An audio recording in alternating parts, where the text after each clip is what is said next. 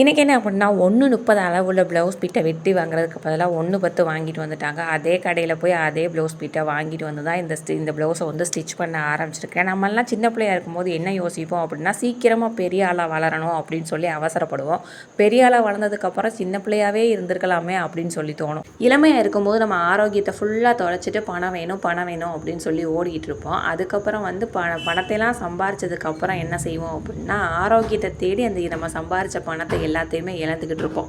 எதிர்காலத்தை நினச்சி என்ன செஞ்சுக்கிட்டு இருப்போம் அப்படின்னா, நிகழ்காலத்தை ஃபுல்லாக இழந்துருவோம். நம்ம நிகழ்காலத்துலையும் இருக்க மாட்டோம், எதிர்காலத்துலையும் இருக்க மாட்டோம். ஏதோ ஒரு நம்ம சாகவே மாட்டோம் அப்படிங்கிற மாதிரி வாழ்ந்துட்டு கடைசியாக சாக போகிற தருவாயில் என்ன செய்வோம், நம்ம வாழவே இல்லையே அப்படின்னு சொல்லி யோசித்து அழுதுகிட்டு இருப்போம்.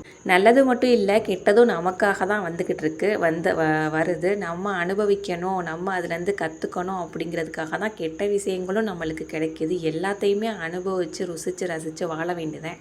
அதுக்கப்புறம் என்ன அப்படின்னா, இந்த ஃப்ராகும் அதுக்கு பின்னாடி இருக்குது பார்த்தீங்களா சாரீ, இந்த 2 சாரியும் ரொம்ப அழகாக இருக்கா பார்க்குறதுக்கு. என் ஃப்ரெண்டு தான் இதை ஸ்டிச் பண்ண கொடுத்தாங்க. இந்த சாரீக்குள்ளே ப்ளவுஸ்க்கு என்ன டிசைன் வைக்கணும் அப்படிங்கிற ஃபோட்டோ எல்லாம் அனுப்பியாச்சு. அந்த ப்ளவுஸ் அந்த ஃப்ராகில் வந்து ஆல்ட்ரேட் பண்ணணும் அப்படின்னு சொல்லியாச்சு. ஆனால் 2க்குமே அளவு ட்ரெஸ்ஸு கொடுக்கவே கிடையாது.